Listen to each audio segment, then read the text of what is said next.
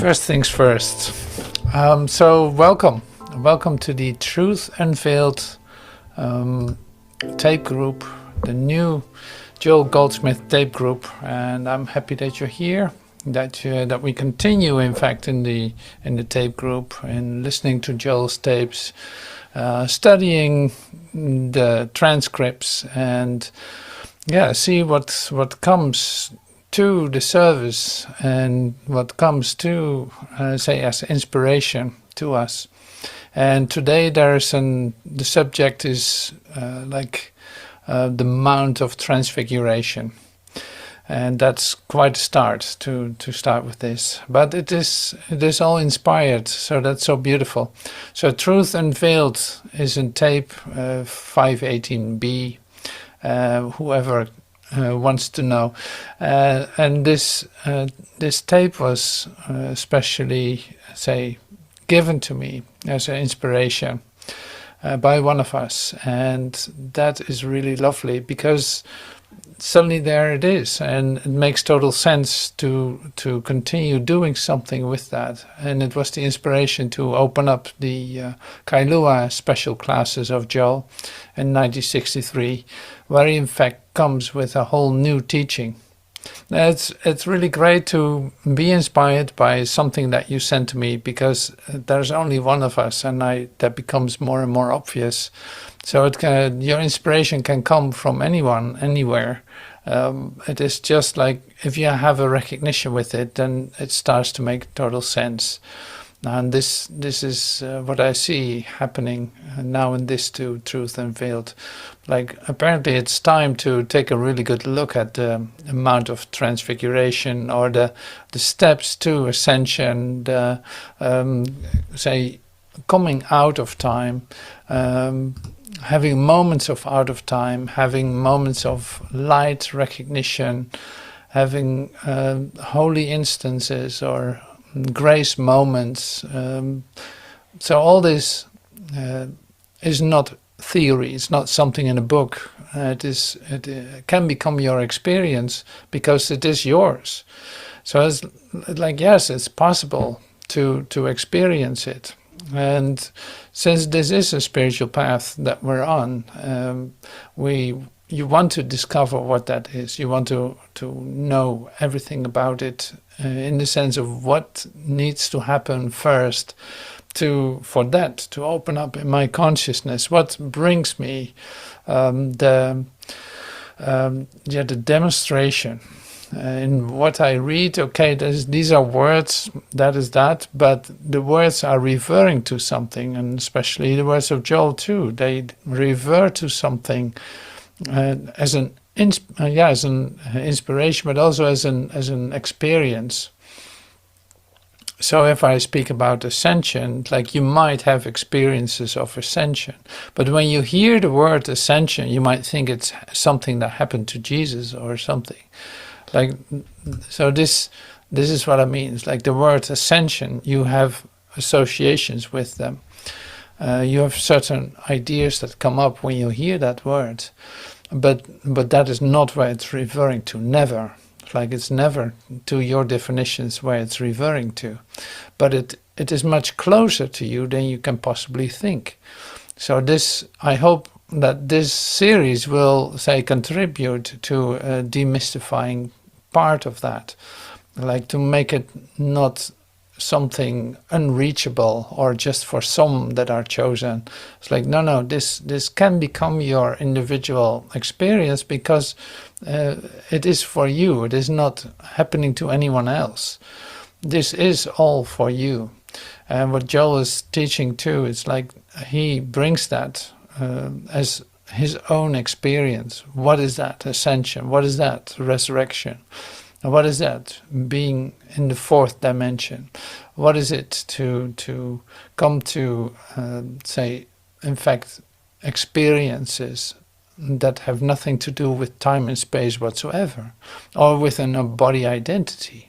So what experiences are there for me to come into if I give myself the space to, in fact, to experience that, to open that up in my consciousness, that I need to say, give that space for it to be there. If I think I cannot reach it, then I will not reach it, simply because my mind has the power to deny, obviously. Otherwise there wouldn't be a thing like this world. Or wouldn't there be limitation and sickness and death? See, all these phenomena, you could say, have to do with the fact that you use your mind to in fact see that as a reality. It is an actual option in your mind. Now that will shift, that will change, that will, say, be transformed into something else. So that's why we look at a lot of things in these talks. I saw that in the in the transcript of today too.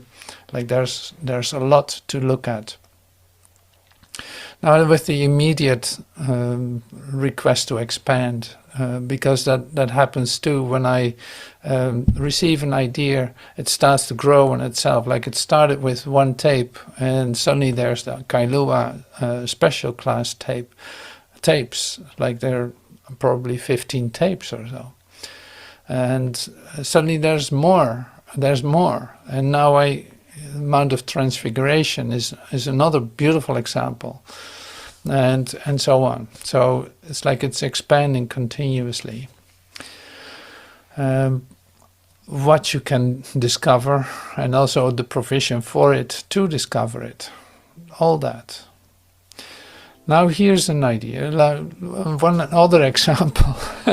One other example of expanding really was this too. So this was Saturday morning, I write someone an email and send him an wisdom of the infinite way. It's like, wow, that's a beautiful expression. I love that. It's like wisdom 84. A beautiful expression, my peace. And it kept echoing a bit in me. And it's like, how can I give to this? So then the next step follows, and it's like I send it to a couple of us and say like, hey, why don't you just read that in your own language or in any language that you speak, and send it back to me as a recording.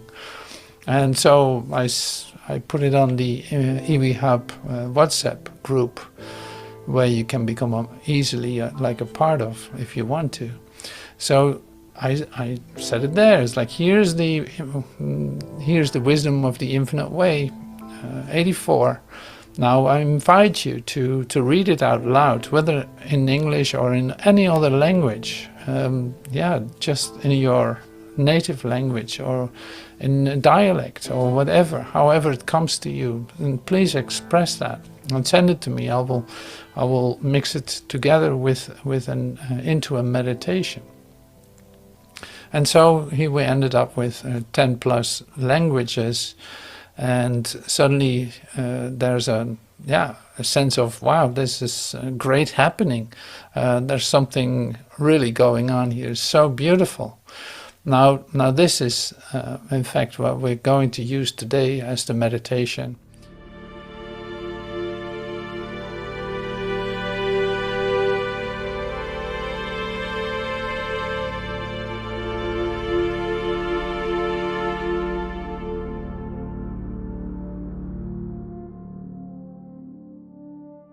Retire-toi souvent au centre de l'être, mon fils. Laisse l'amour divin t'engloutir. Sois en paix dans ma paix.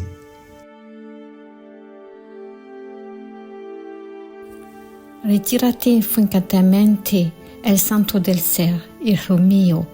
Dejad que el amor divino os envuelva. Estad en paz, en mi paz.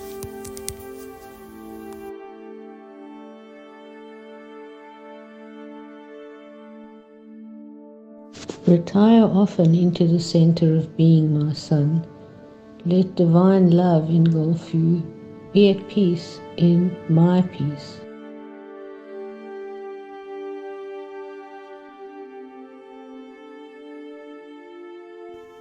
Ritirati spezzo al centro dell'essere, figlio mio.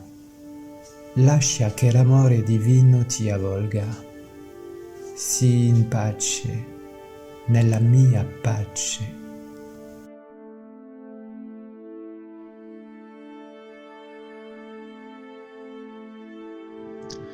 Retire often into the center of being, my son. Let divine love engulf you. Be at peace in my peace.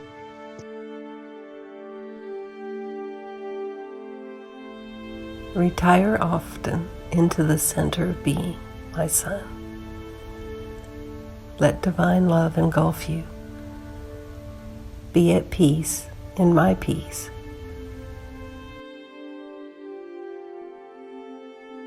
Trek je vaak terug in het centrum van het zijn, mijn zoon. Laat goddelijke liefde je overspoelen. Wees in vrede, in mijn vrede. Zieh dich zurück ins Zentrum von deinem Sein, mein Sohn. Lass dich vom göttlichen Liebe umarmen. Sei im Frieden, in meinem Frieden. मेरे बेटे, हमेशा अपने अस्तित्व के केंद्र में रहो। दिव्य प्रेम को अपने में समा जाने दो। मेरी शांति में शांति से रहो।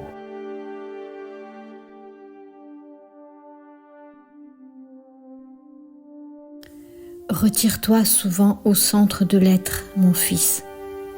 Laisse l'amour divin t'engloutir. Sois en paix, dans ma paix.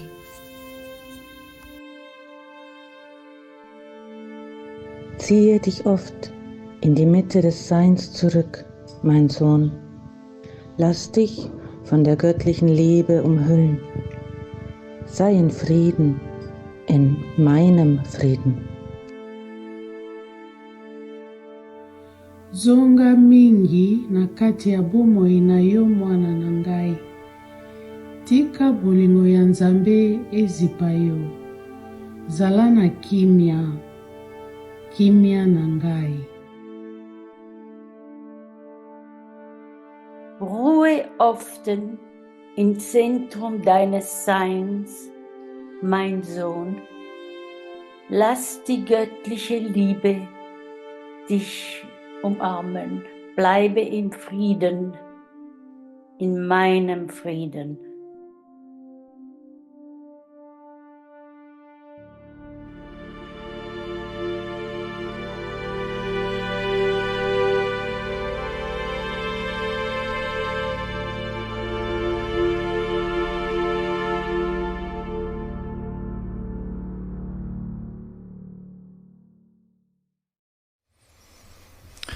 Thank you.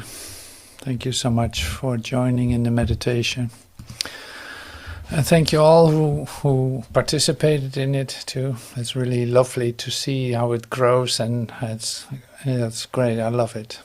And really, really lovely to hear it with your voice, in your language. It's really beautiful. So who would have known? 10 languages in which we read Joel. That's really lovely.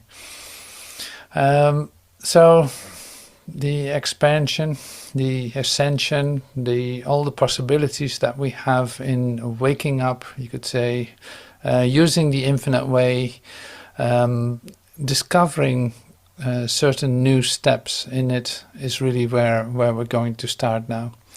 So I prepared some expressions of Joel and want to use them to see where Joel's coming to, in fact, because what he eventually does is he brings it back to Jesus, being the translator of this into demonstration.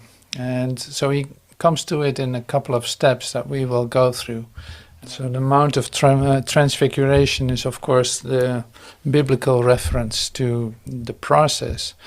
See, but that's not a story that happened 2,000 years ago. It's not a story in the first place. No, it is in place in consciousness. This is our first step.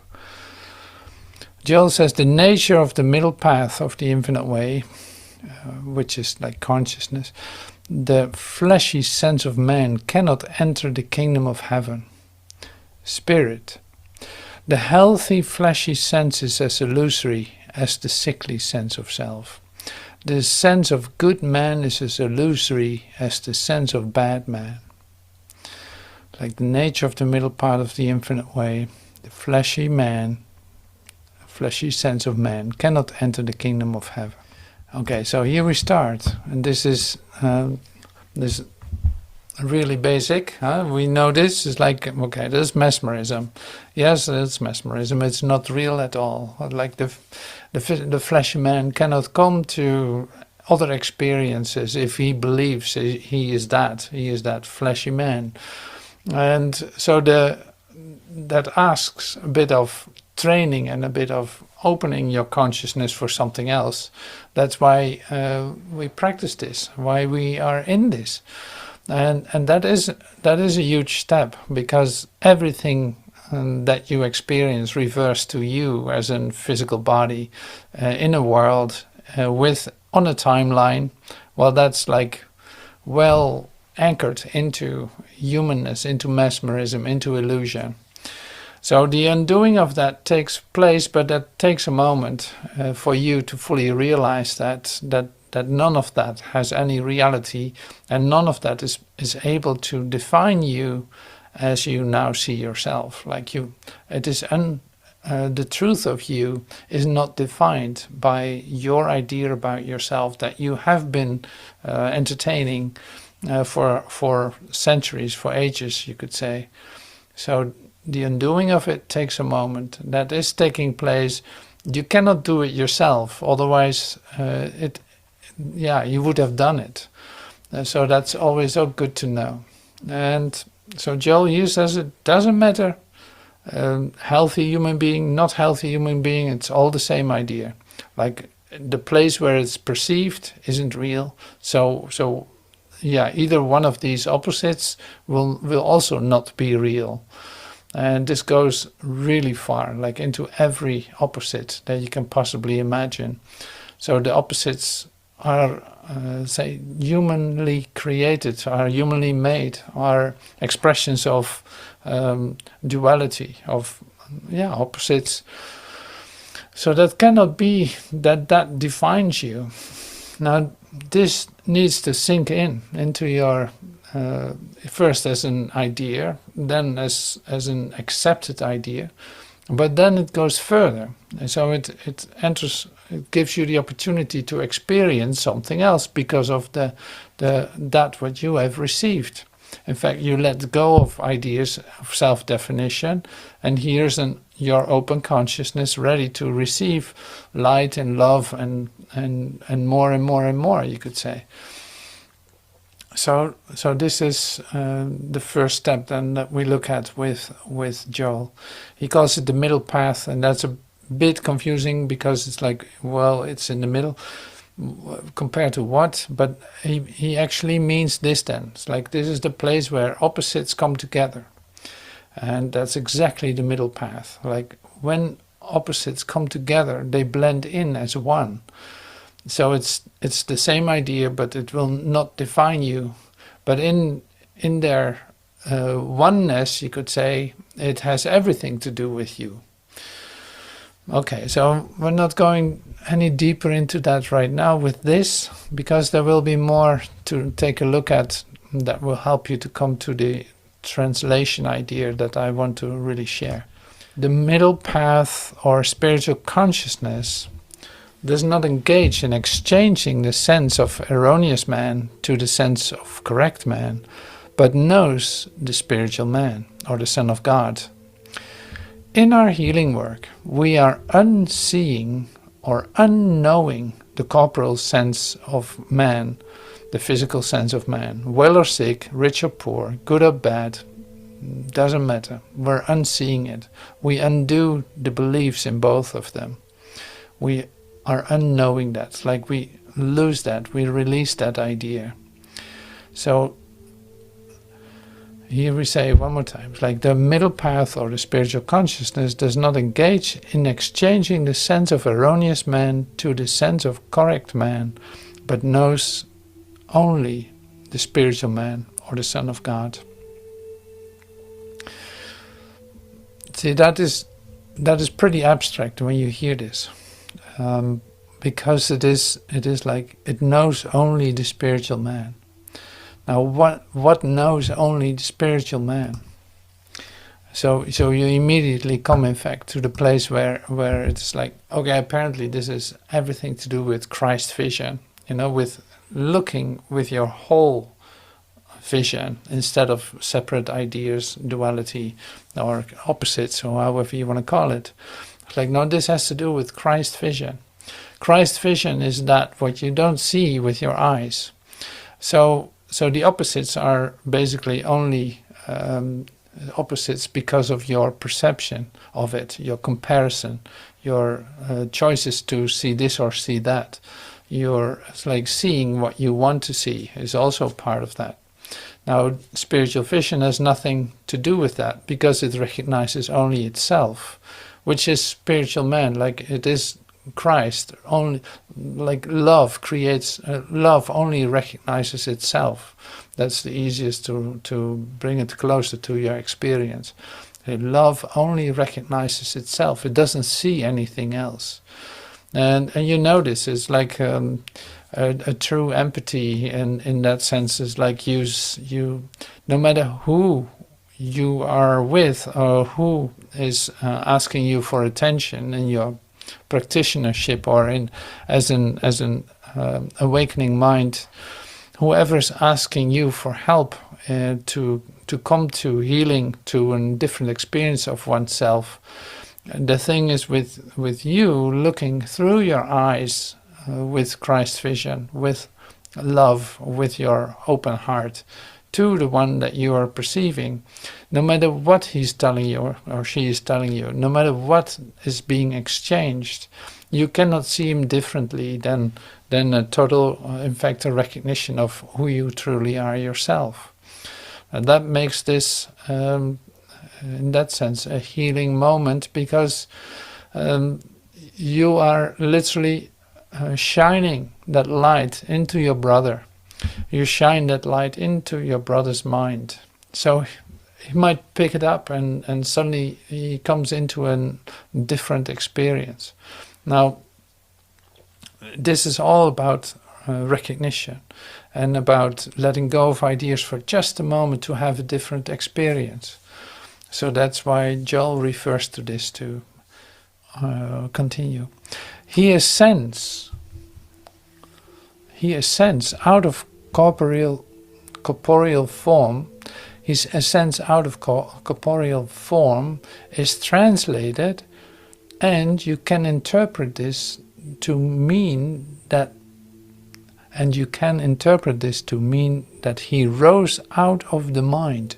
He rose above his own mind.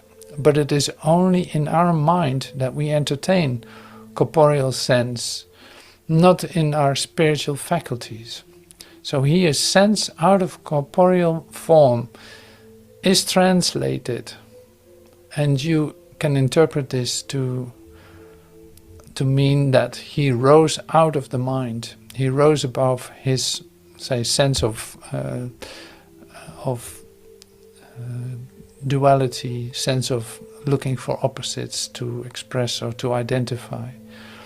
Because it's only in our mind that we entertain the corporeal sense, not in our spiritual faculties, because the spiritual faculties, in fact, are not related to perception, to what you see, to what your eyes tell you. So here is the first time that Joel uses this word translated. He ascends out of the corporeal form, is translated.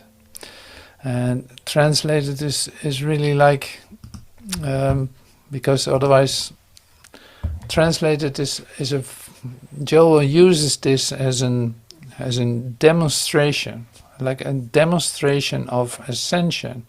He ascends out of the mind form, like he ascends out of the human ideas that keep rattling in your head when you listen to them and validate them.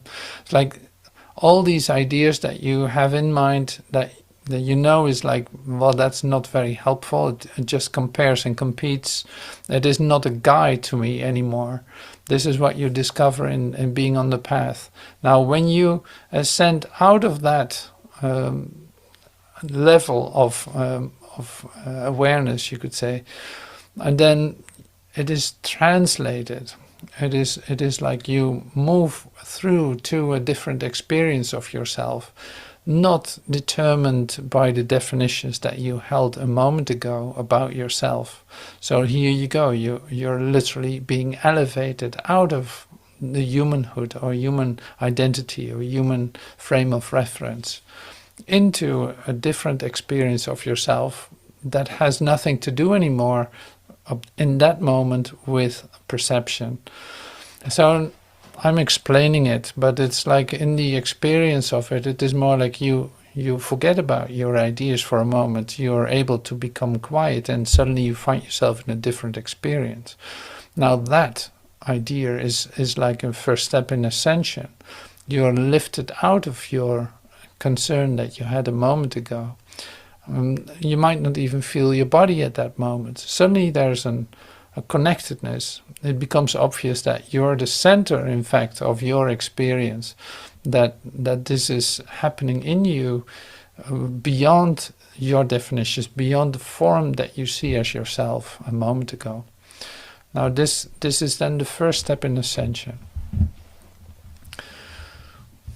So it's ascending above the mind that uses superficial ideas as we do in our human consciousness. In our soul faculties, we are spirit. We see each other spiritually, whether we are here on this plane or whether we are looking at those who have gone to the other plane and those who are not yet born. Okay, this is another expression, like this is all in the first two paragraphs, I think. In our soul faculties, we are spirit. We see each other spiritually, whether we are here on this plane or whether we are looking at those who have gone to the other plane and those who are not yet born. So this is... It keeps stepping up, apparently. It keeps stepping up. So Joel brings in another idea. And here it is, it's like the soul faculties.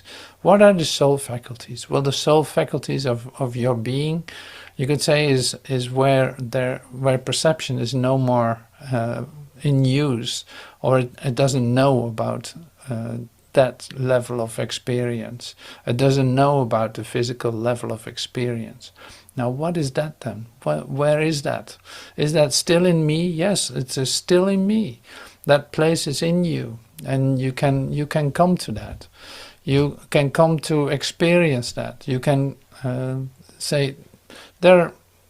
See how fundamental this is. It's like here we actually are looking at different steps of ascension. So here's the soul faculties. The soul faculty, the soul is, you could say, that place in yourself, in your consciousness, that is in perfect communication with God, with your creator. It's like that is happening. That's the place where communication takes place. And that will always be there. And it's always communicating perfectly. It doesn't flicker or go out. No, it's in constant communication. This is your soul. Now, how you can experience touches of it. You can call it an experience of grace. You can call it an experience of light, or even of revelation, where you have a moment in which you are completely certain. All fear and doubt suddenly melt like snow for the sun, and the only thing that you experience is in fact something that's not explainable whatsoever, but it has everything to do with God loving you. So it's like a one-way experience that comes to you just for you. It's inexpressible, and it's very intimate. You could say it's so close. You're so close to God that you don't know what to do with yourself, literally. Now, these are steps in which you catch a hint of what the soul communication is, what communicating with your Father is. So also, this is also like really essential steps. Now, the soul faculties don't know anything about perception because it is beyond this world. It is in your spiritual center. It is the place of knowing, a knowing that has nothing to do with intellect, a knowing that has nothing to do with differences. No, it has only to do with a total certainty and an aliveness, since it has everything to do with creation. Now these aspects, see that goes so quickly, so far in just Joel's talk that you have like, well, what eventually is he going to say? Because he brings all this development in spiritual development, and he categorizes it a little bit, and he shares it, tries to express something, but what is it actually that he's expressing? And of course we're going to hear that when we listen to him. In Jesus' statement, Joel says, "Thou seest me, thou seest the Father that sent me. And I am the way, the truth, and the life." He reveals that he had attained the goal. I am the way.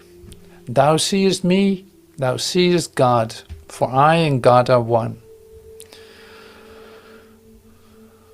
Now we know this expression, but then now it comes closer to us, because it has everything to do with the realization that is, waiting for you to come to in this, like, I am the way. That is what you are in true essence. So coming into this soul faculties, into spirit, that becomes your reality. That literally is. So that is what, you radiate, you could say. And here we continue. But there was an experience in which he proved it. He took 3 disciples to what is called the Mount of Transfiguration, which again is high consciousness. And he revealed to them the Hebrew prophets who were supposed to have been dead. But you see, they aren't dead. And he proved to them that they are alive and that they are here in form. So this was the Mount of Transfiguration. It's like he showed them Hebrew prophets who were supposed to be dead, but they weren't dead. You could see them, you could feel them, you could recognize their presence. They were fully alive. So that happened in the Mount of Transfiguration. Whether he translated them into visible form, or whether he translated himself and the disciples into invisible form, makes no difference, because it's the same experience. He translated. That would be nice to find a different word for translated. He translated them into physical form, transformed them into visible form. He proved that I can lay down my life and pick it up. I can walk into the invisible realm and I can walk out again, for I am spirit, I am the way. And so from this, I know now that crucifixion was not necessary for Jesus, and he could have avoided it. Like it wasn't a necessity, but it was a necessity in the plan, so to speak. It was part of his path. See, we continue, and like I said, this is so full with all kinds of aspects that Joel's bringing in, that I hope we get clarity in the first half hour, because that's where we're going to listen to. It's like there are so many aspects. Now he points at this translation part, like you can walk into an experience of high consciousness and walk out of it again. And he talks about it too, that it became more and more difficult for him, especially in 63 and in the beginning of 64. Like you practice ascension. It's like you practice transfiguration. You transfigure. When you experience the light and love that you are, when you come in touch with, say, the soul communication within you, everything starts to change and starts to come into a whole different time frame altogether, because it has nothing to do with time anymore. So that's what's so amazing about what Joel was sharing. And then again, like, what is being shared with the biblical expressions? You are used to listening to it, or maybe not, but you were used to listening to it. I'm just saying this, like you were used to listening to it as if it was happening to Jesus. Now recognizing that Jesus represents my Christ vision, my Christ reality, my Christ mind, you could say, my whole mind. Since he represents that, and I recognize that in myself, this whole, everything that we just shared comes really close to your possibilities for your experience. Now this, whatever happens now is a bit like, there's no need to be afraid. There's nothing that's going to happen that you don't want. No, you're still going to be you. It is not that suddenly you're someone else. No, you're still going to be you. You cannot lose yourself in that sense. So you have definitions about yourself and ideas about yourself. Those go. But still you're going to be you. You have a singular, like your experience of God, but in a subjective way. You are experiencing that. Same with ascension, same with resurrection, same with all the new experiences that are waiting for you to come into realization of oneness, to come to the realm of knowing, standing on top of the mountain of transfiguration. See, and it is so close to you, and it is all very intimate experiences for you. That's why to place it outside is a story that happened 2,000 years ago, and that's very interesting and very mystical, is not the way to come to the demonstration of it. Is the demonstration necessary? It is the only thing that's true about you. So despite all your attempts to keep your physical reality in place and to try to work it out here and try to suffer through things in order for it to work, and all this anxiety and suffering, in fact, despite all your ideas to hold on to that, the only reality that you have is that you're home in heaven, and that your soul, which is what you are, is in perfect communication with every aspect of creation. So, and this is not, it is not a big deal, so to speak. It's not a big deal in the sense, like, this is totally you.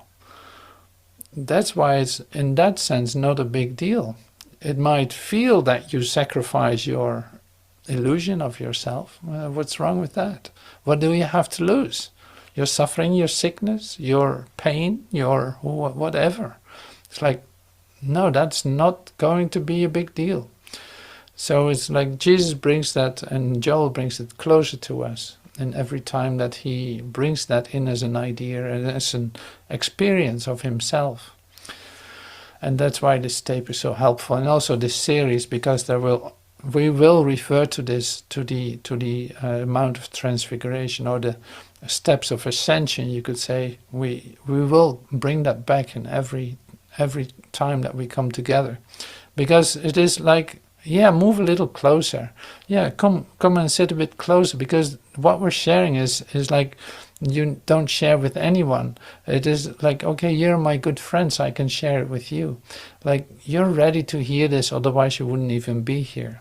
That's why this is interesting. So contact me. Come closer, move closer.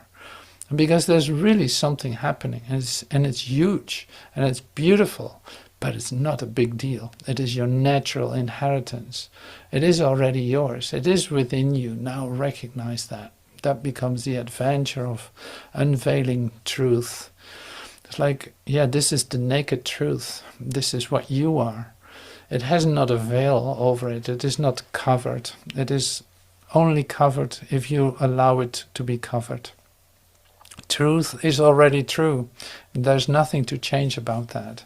I think that's the greatest thing, that if you get one thing in attending these meetings, it would be that. It's like, don't be afraid for truth.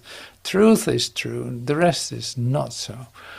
And literally that's the invitation. Good morning. Good morning. Those of you who are hearing this tape may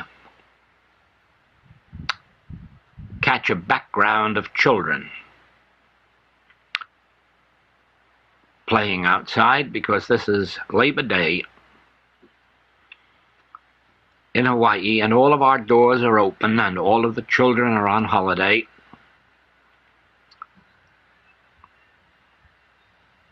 And otherwise, I'm sure we will have a very quiet morning.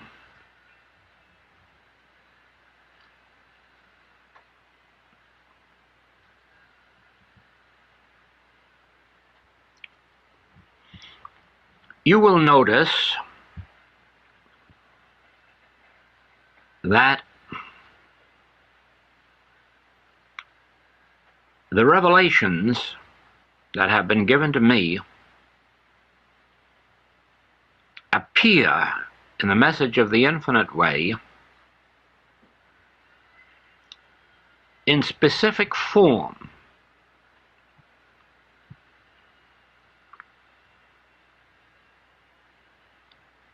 I have not revealed the experiences that brought these forth, feeling the time had not yet come. But the fruitage of the experiences have been given to you as specific principles with instructions for embodying them, practicing them, eventually living them. For instance, we had a class in San Francisco, and the theme of that entire class was my conscious oneness with God constitutes my oneness with all spiritual being and idea.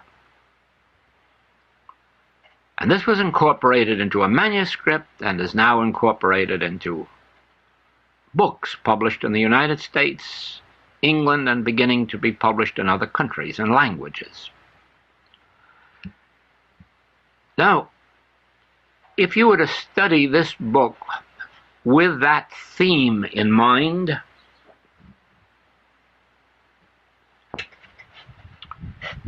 the book is Conscious Union with God, you would eventually understand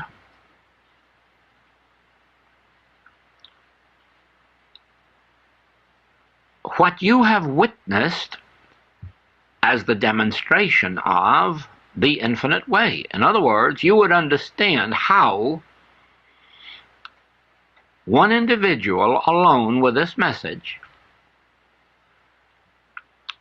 without a background of money, an organization, promotion, or advertising,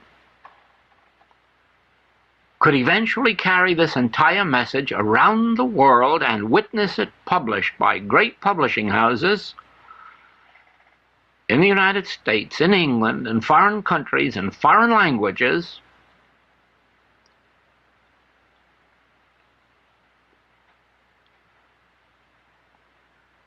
without any attempt to draw anyone to this message or seek any followers of it, or hold them in any memberships or dues. And yet what you have witnessed of the worldwide activity of this is the actual demonstration of the principle revealed in that book. My conscious oneness with God has made me one with every one of you who has been drawn to this message in any part of the globe, because I have not humanly sought you out. I have not humanly advertised for you.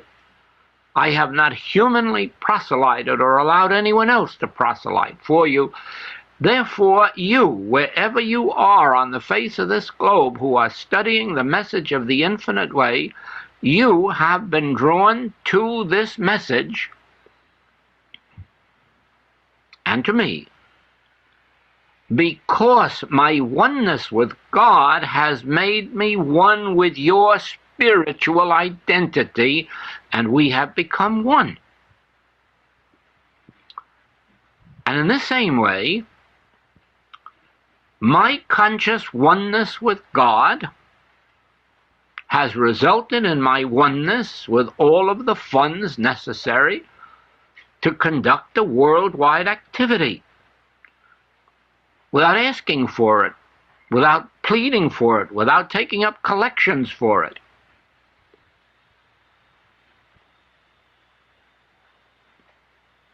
My conscious oneness with the source of all life, God, has raised up publishers where literary agents never could succeed in getting them.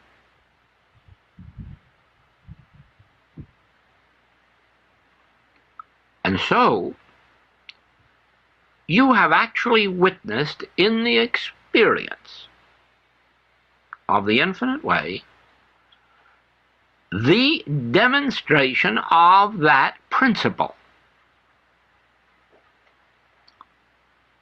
Well, you follow each one of the writings, the books, and you will find the same thing, that each class has brought forth some specific principle, which, when we embody it in our consciousness, leads us still another step forward to our spiritual goal. Just a hurried recollection, in 1956, we had karmic law revealed, and we had the secret of the Sermon on the Mount revealed.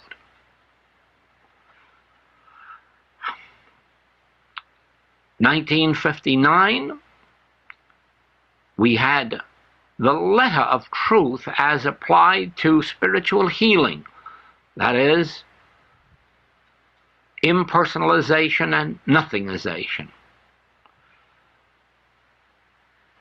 1960 or 61, we had the raising of the Christ in you. And so you will discover that step by step these revelations have been given to me, and then through classes and writings have been given to you, each one of which must have brought about a greater spiritualization of your consciousness, what we call the peeling off of the onion skins, the refining of consciousness, the purification of consciousness, and each book, each class, each principle taken into our consciousness has prepared us for the one ahead.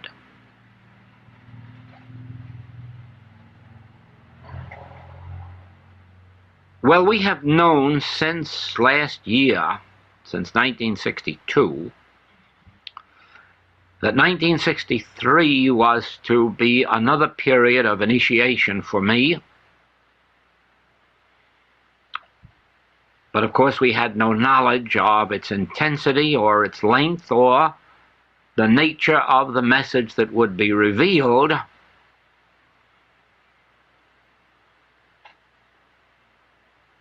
But whereas always,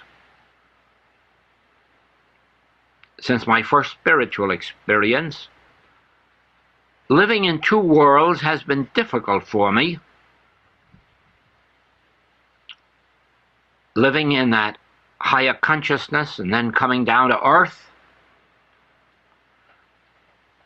going back into that consciousness and coming back down into earth. It has always been difficult for me, but never as difficult as this year. And therefore, it is not unnatural that this year should reveal a higher unfoldment, a higher consciousness. And all the way through the talks which have been mimeographed throughout this year, you will find that something has been breaking through, leading to a message of going beyond words and thoughts, going beyond the mind. I think you'll find all of those terms and expressions in the manuscripts of this year. And so it is not surprising that as we come to the final steps of this revelation, that it should be revealing to us the nature of life as it is lived when we get beyond the mind and beyond thoughts, beyond taking thought, beyond reasoning. And so in these past 3 weeks, while at the very high point of this initiation period,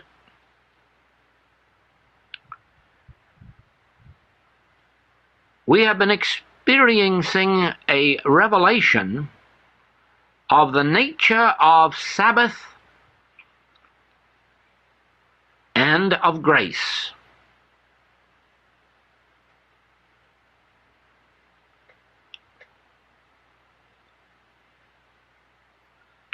In these latest manuscripts and in all of the tapes that have been made now in 1963 since this unfoldment a few weeks ago, you will find that we are being led to the highest point of consciousness that the infinite way has revealed, and it would seem that it is the high point in the revelation of both Moses and Jesus,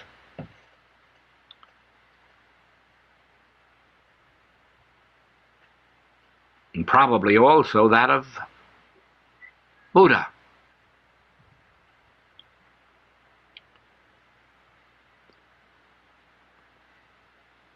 And so we come to last night, Sunday night, September 1st, to a revelation that poured itself through me for 2 consecutive hours. And it started with a reminder of the nature of the middle path of the infinite way.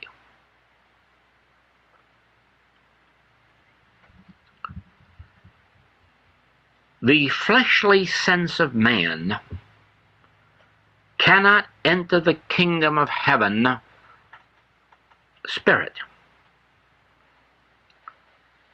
The healthy fleshly sense is as illusory as the sickly sense. The sense of good man is as illusory as the sense of bad man. The middle path, or spiritual consciousness, does not engage in exchanging the sense of erroneous man to the sense of correct man, but knows only the spiritual man or the Son of God. In our healing work, we are unseeing or unknowing the corporeal sense of man, the physical sense of man, well or sick, rich or poor, good or bad. Now just remember,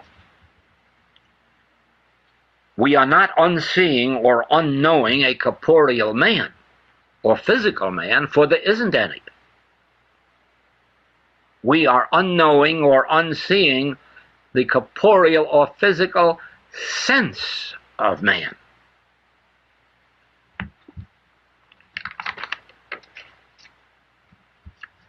The corporeal sense is our tempter. Our healing truth is our consciousness of incorporeal man and the universe. Melchizedek, Christ, who was never born and will never die. This is the true man. And that which we see, hear, taste, touch, and smell is our false sense of that man. Therefore, you are not a false man.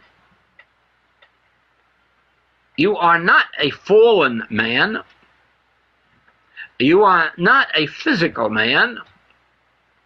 But we entertain a false sense about the man you are.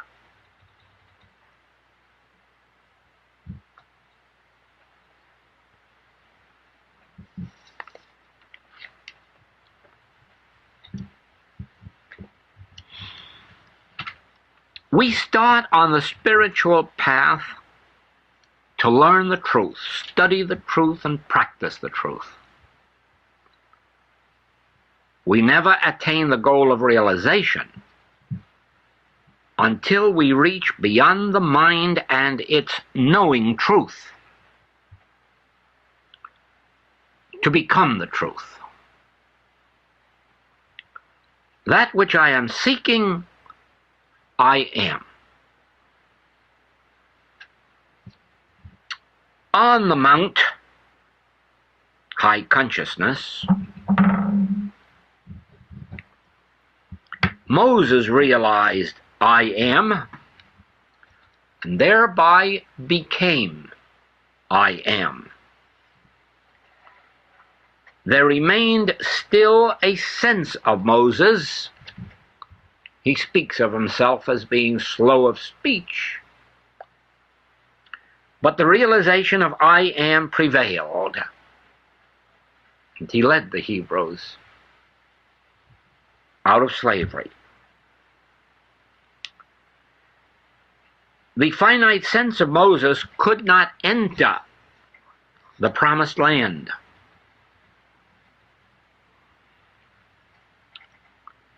Jesus was not the only Hebrew rabbi who knew the truth. All of the Essenes knew the same truth. But Jesus realized and became the truth. I am the way. I am the truth. Still, a sense of Jesus remained, because he says, I can of my own self do nothing. If I speak of myself, I bear witness to a lie. And this sense had to be crucified, as eventually it must be in all of us, or we will not ascend to the promised land or spiritual identity.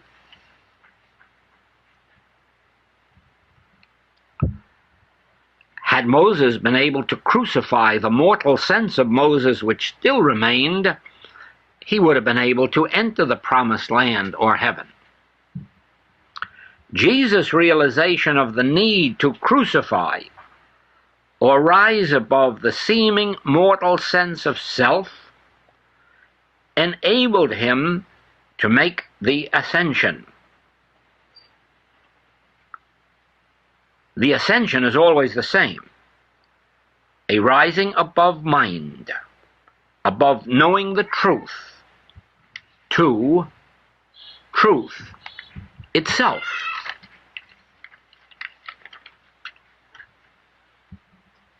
In all of our classwork, probably even in the writings, I have said to the students that I did not understand the crucifixion of Jesus, or why it took place, or why it had to take place if it had to take place. It puzzled me, and I have frankly said so. And it wasn't until this year, when I myself went through the experience and the resurrection, that the whole scene was revealed to me of the crucifixion, the reason for it, the need for it. Somehow, after the experience, the memory of that passed from me, and I could not bring it to conscious recollection again. Until some weeks ago, when I went through the experience of ascension, the entire scene was revealed to me again. And this is what I saw.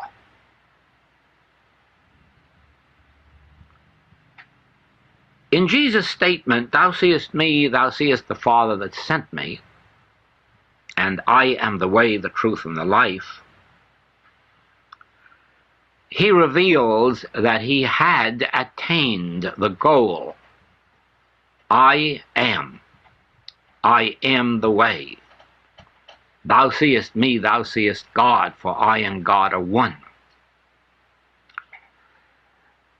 But there was an experience in which he proved it. He took 3 disciples to what is called the Mount of Transfiguration, which again is high consciousness.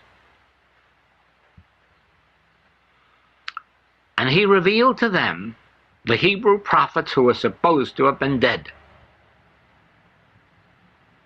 But you see, they aren't dead. And he proved to them that they are alive and that they are here in form. Whether he translated them into visible form, or whether he translated himself and the disciples into invisible form, makes no difference, because it's the same experience. He translated. He proved that I can lay down my life and pick it up. I can walk into the invisible realm and I can walk out again. For I am spirit. I am the way.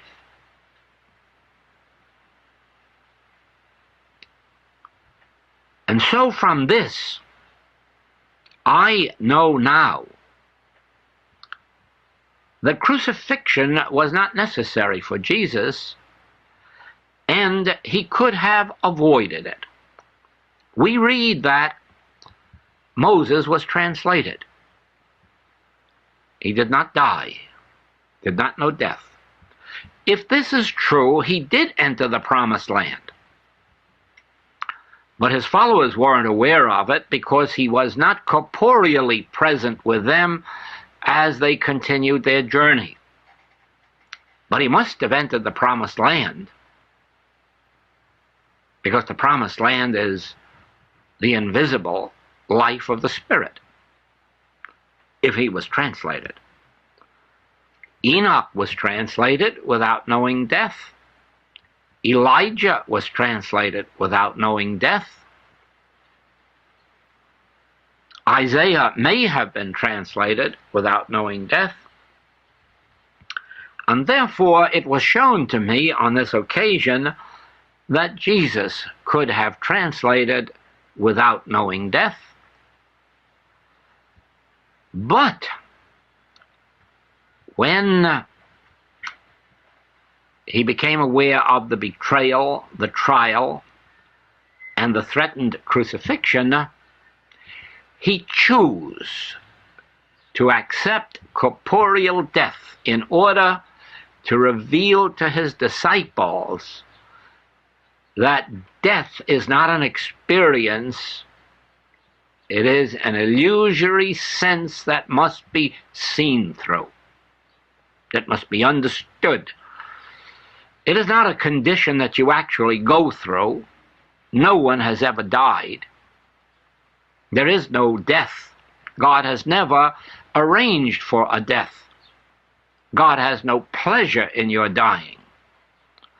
Therefore, death is an experience only of corporeal sense, the sense that tells us we are physical, mortal, finite. It is never an experience of our own being. And by permitting himself to experience corporeal death, he revealed that there is no such thing. And he revealed himself in what appeared to be the same old corporeal form with all its wounds. Then, having served the purpose, he had no other function here on earth. His continued presence could only have been an embarrassment to the disciples, to the church, to Rome, and probably to himself. And now we find that he is translated. He ascends out of corporeal form, is translated, and you can interpret this to mean that he rose out of the mind. He rose above his own mind, because it is only in our mind that we entertain the corporeal sense, not in our spiritual faculties. In our soul faculties, we are spirit. We see each other spiritually, whether we are here on this plane or whether we are looking at those who have gone to the other plane, and those who are not yet born.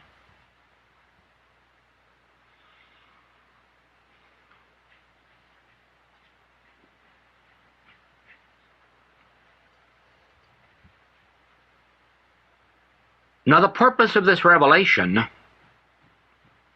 given me last night is, of course, the proof of the message you have been receiving this year, that there must come a rest to my people,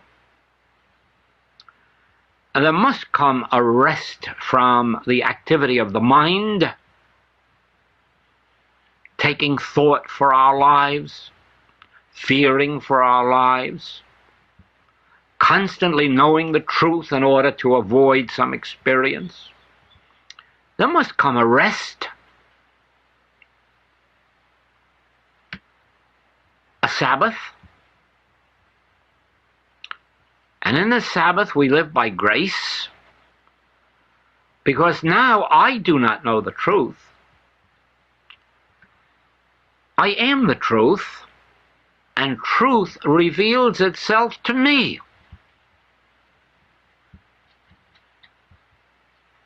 It is not an activity of my mind. It is soul revealing itself.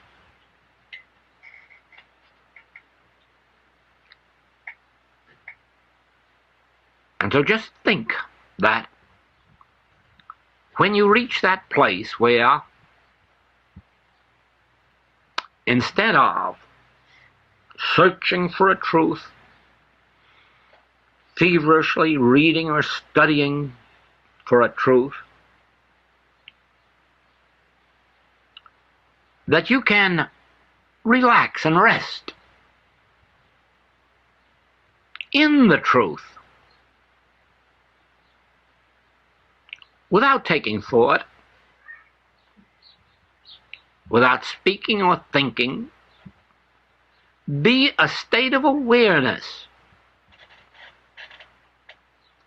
and then discover the meaning of man shall not live by bread alone, but by every word that proceedeth out of the mouth of God. And you will then discover that every word, every feeling, every emotion, every thought that comes to you from the deep withinness of you is what you now live by. Can you imagine that the tape continues? So it's great to listen to it, to the rest too, of course. So I'm happy that we came this far. So this is quite a chunk of, say, development.